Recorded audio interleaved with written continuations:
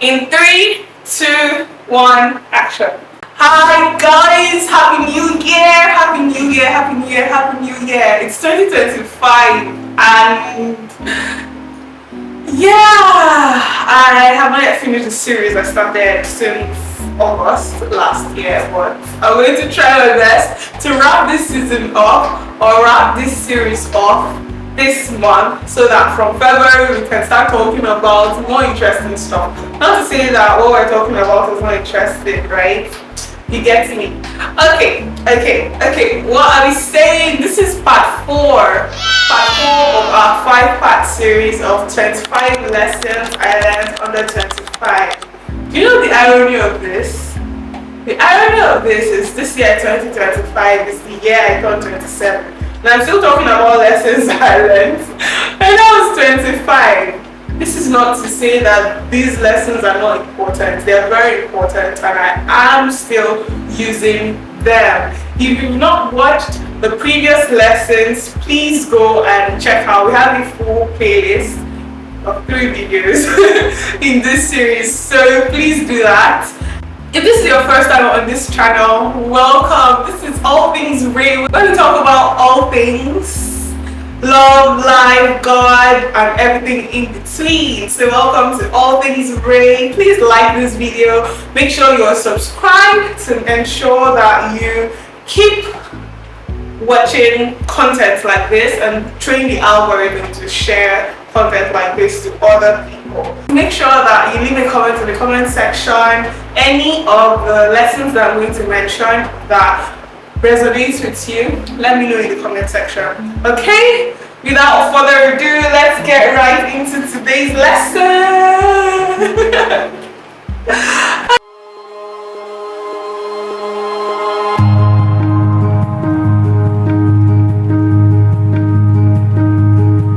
In today's video, we're starting off strong. The first lesson for today says that you are not too much. I've learned that you are not too much. You're not too strong. You're not too smart. You're not too beautiful. You are never too much. This lesson was very imperative for me to learn because at some point I realized that when you are in certain spaces, the need for you to reduce yourself to make people more comfortable is very, very prominent. I feel like the first episode of my podcast was about this. You're never too much. It's taking so much out of you for you to grow to the level that you are in. So you should not try to reduce yourself for anybody, to make yourself more palatable to people's undeveloped palates, if you get what I mean. I feel like, I've lost this opportunity because this is the way I am, or I've not been able to get to where I want to be because I'm just too bold, I'm just too strong. Now, I need to balance this out. I'm talking about intrinsic value, intrinsic characteristics that you have, things that God blessed you with to help in the furtherance of your purpose. I'm not talking about vices that you accumulated along the way. I talk too much. It's just the way I am. I'm so talkative. Anything that I think about, I say it. That's just the way I am. I'm not saying that is too much. Those are the kind of things that are too much. I can't help myself but to lie in every situation. I just do that. Please, that's not what I'm talking about. In circumstances where like what I said, the innate gifts, the innate adornments that God has blessed you with for the furtherance of your purpose can never be too much. You can never be too sincere. You can never be too kind. You can never be too helpful. You just have to discern where to apply yourself and where to refrain from applying yourself. So I hope that you get the point. You get the jerk, Ali. You're not too much. You're not too smart. Don't think that, you know the answer to something, but just because you don't ever that person to feel like you're too much, you reduce yourself. you act the fool because you're in the company of fools at that time. Not to say that everybody you're with is a fool, but I hope you understand what I'm talking about. Just because you're in the company of people who don't know, you act like you also don't know, forgetting that maybe God has put you in that position to be the answer to the questions that people in that environment have. You have to watch it. Make sure you don't reduce yourself to be accepted by other people. Yeah, that's that about that. Moving on to the second point for today. The second point in today's video is that I've learned to give people the benefit of the doubt. I know, in a place like Nigeria, that is almost like giving people the license to run your streets. I accept, I agree, I acknowledge that fact. However, that does not mean that you anticipate the worst in people. If you're going to assume positive things. Don't let people's character change who you are and change how you see the world. There are bad things in the world. Bad things happen almost every day, but good also exists. But we get so blinded by all the evil things that happen that we forget the good that exists in the world. You are also supposed to contribute to the good that is in the world. So please, I've learned this lesson, and you should too, that you should always assume positive things. If you're going to assume anything at all, assume good things. First off, you should not assume things, but if you're going to assume positive things. Okay? I realized I spent about 6 minutes on the first lesson, and I'm trying to hasten up. Now, I know that's counterproductive, wasting time talking about this. I know. Okay, so our third lesson is don't admire silently. Do not admire silently. I'm so grateful I learned this lesson early. I can remember vividly the day that this lesson struck me. So when I was about 8 or 9, one particular day in church, we had a guest minister from US, and she was so pretty. I remember she wore a suit and then pale pantyhose. She was just so beautiful. It was almost she was someone I admired. And then I remember what she talked about that service, and she was talking about spraying confetti. That as a child of God, you're put in the world, and people are supposed to see or meet God through you. You're usually the first experience or encounter that people will have with Christ. So spray confetti. She said our words are like confetti. Is it confetti or confetti? Confetti. Yeah. Spray confetti. Like, make people feel nice. Make people feel good through your kindness, the words that you say. Make sure you're giving a compliment. Make sure you mean it. Yes, don't just give compliments for compliment's sake. Make sure you're genuinely kind. Make sure that you mean the things that you say. Make people feel good. Let people crave your presence. Let them leave your presence feeling better than when they met you. Do you get? So make sure that you don't admire silently. I know that a lot of times, I love the fact that girls are very good at this. We could be walking on the road and I don't know the person, and I just see something I love about her, and I'm like, girl, your hair is beautiful, and I mean it. Because why would I think it? If I can think it, I can tell you. Except if you don't have something nice to say, make sure you don't say it. That might be one of the lessons later. But in respect to this, if you admire something about somebody and you're in the position to say something, don't withhold compliments. Do not do that. Make sure that you let people know that you admire them. If you see someone working really hard, let them know that I see you and acknowledge how hard you're working. I acknowledge the thoughts that there are so many people that I am friends with on the internet that I have never met, but we are cool like that.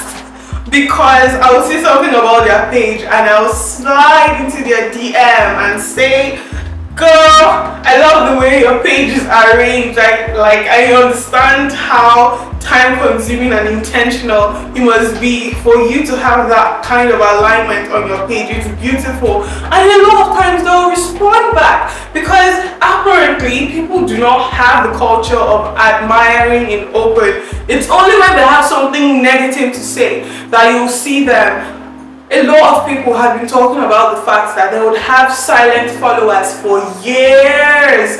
People admire the stuff that they do, but the one day that they upload a video that they do not agree with, that's the day that the venom and vermin that they are made of would show. Why? That is not the way we are called to be. Admire people openly. Chimamanda says this as well. You're supposed to let people know that you admire them. Is it on their funeral, the day of their funeral service? She was a good woman, he was a good man. I love the way she carried herself, her aura, she always inspired me. But when that person was alive, did they know that they did that for you? Did they know? Probably not, because we have not learned to admire openly. We feel like we would increase their ego. If that is what is going to give their ego a boost, please do it. It's not your responsibility. Also, that other person that you're giving praise also has the responsibility to not allow praise or criticism affect the way they carry themselves, affect the way they see themselves. Well, that's a story for another day. The onus is on you to admire loudly. If you see something that you really, really like, even mildly like, please say it. Okay? Okay.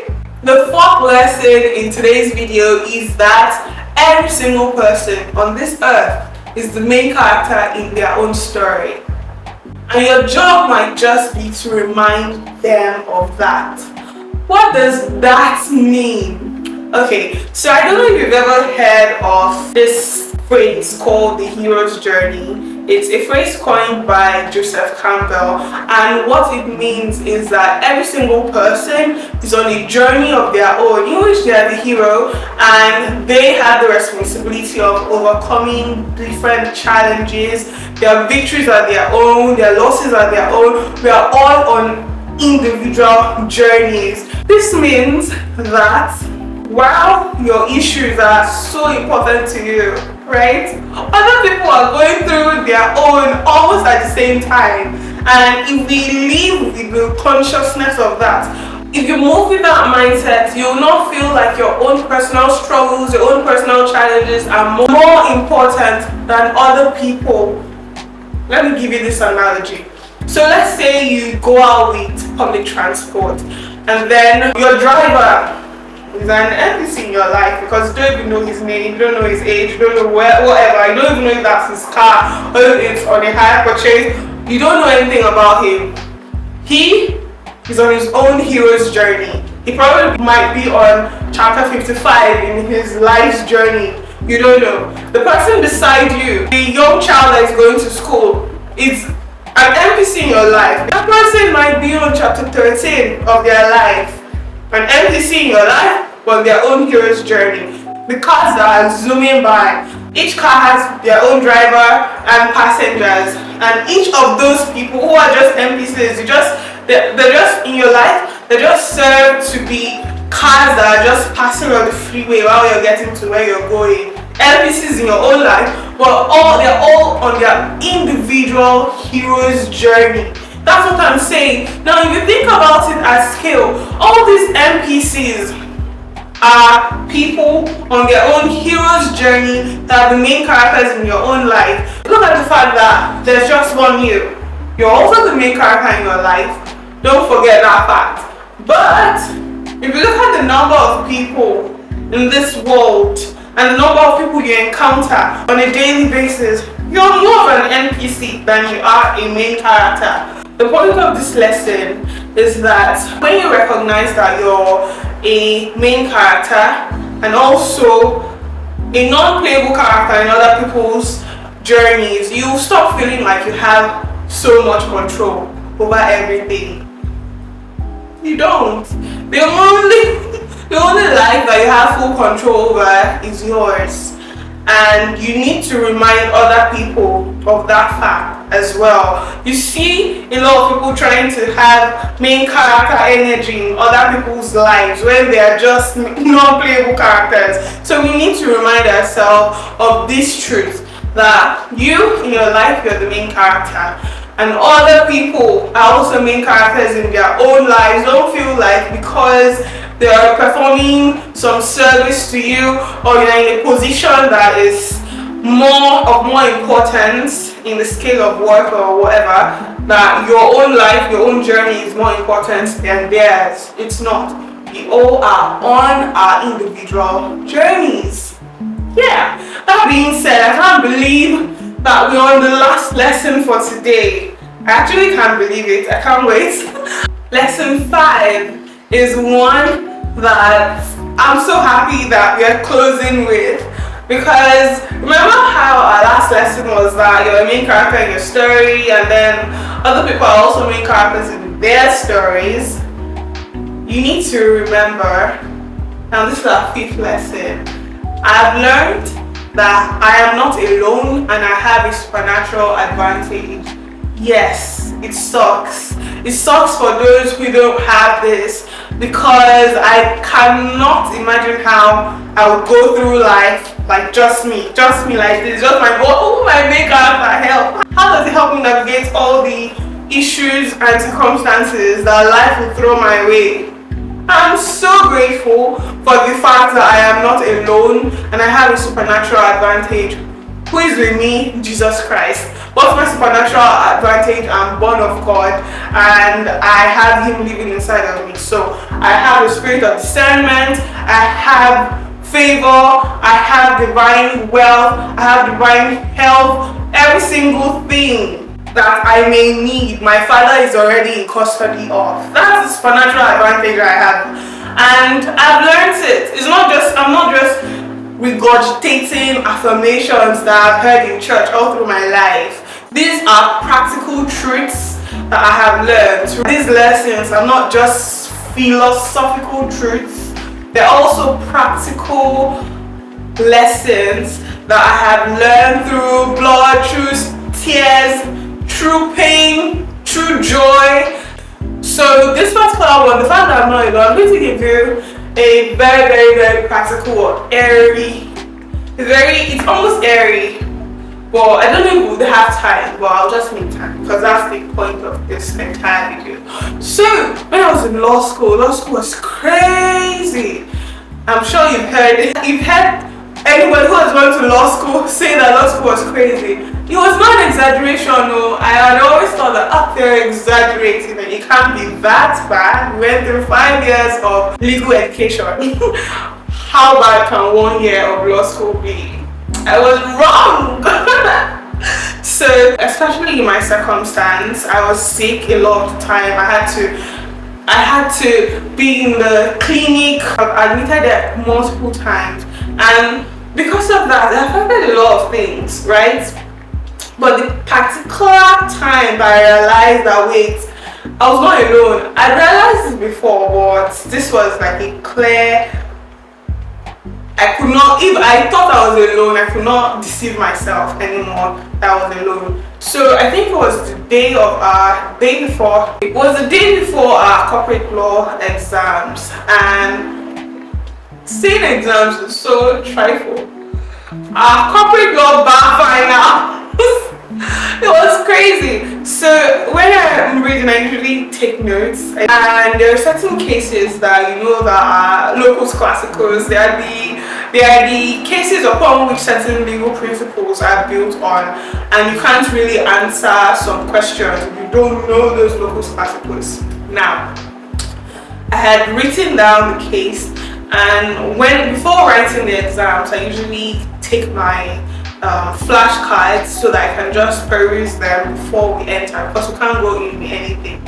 Now, I had forgotten to put them in my purse, my pencil case. And I got in front of the hall. I knew that I had not carried anything, so I was just counting my thumbs because I couldn't do anything until we were clear to enter inside. And just to bring out my pen and stuff, I now saw just one flashcard there. I was like, how did this get here? Now, that flashcard contained that case that I'm saying is locus classicus for a particularly huge topic in corporate litigation, in corporate law.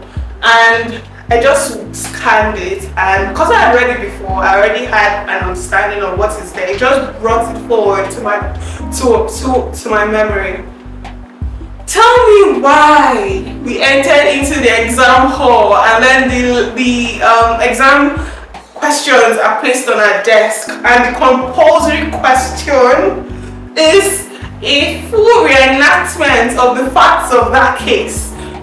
Now, what I am saying is, if I had not remembered that case, right, I would not have been able to even recognize where that question is coming from, talk less of answering it. And then the question was so dicey because this is one of the cases that went to the High Court, went to the Appeal Court, and went to the Supreme Court, and all three judgments are different. So I needed to have an in-depth understanding of that case for me to answer that question judiciously. And the fact that I was able to still blows my mind to this day. Now, I'm never going to disregard the parts where I actually read, I actually knew that case, I actually looked at the case report, I actually knew the case truly. But the fact that God thought it wise to just give me a little hand by me having that flashcard, and the last thing I saw before entering the exam hall was that case, and then the first thing I saw after entering the exam hall was that case, so there was no way I could have gotten it wrong.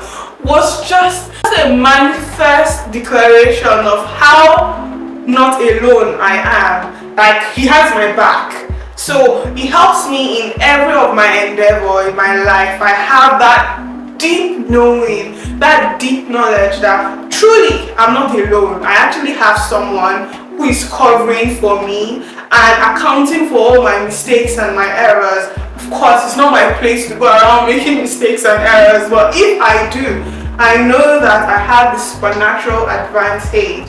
I have someone who steps out of time to make everything right. Someone say why. Anyway, that's it. Okay, so those are the 5 lessons for today. This just means that up until now I've given you 20 lessons that I learned. I hope that you're really following this series, because it's not just something that I'm doing just to talk. They are very important lessons that I pray that you apply to your life, because it will help you like they have helped me. I am not, for want of time, I'm not going to go through the lessons like I normally do, because I feel like this particular video is going to be so long. Let's see how it does at the end. But if you watched to this point, just leave a comment that says 20 in the comment section, and you just might be getting yourself a special gift. Okay, let me know if you have any questions. Leave them down in the comment section. I'll try my best to answer all of them. Let me know if you're enjoying this series, and we're rounding up next time. Let me know what new series you would want me to start. We already have some in the works, but I just want to hear what you would like me to talk about. It's been fun having this conversation with you, and I pray that your heart is open to receive all that this video has for you. Once more, please make sure you like, make sure you share, make sure you're subscribed to this channel to get more of this goodness. Until next time, it's your favorite girl, Bray. Remember that all things work together for good. Okay, bye!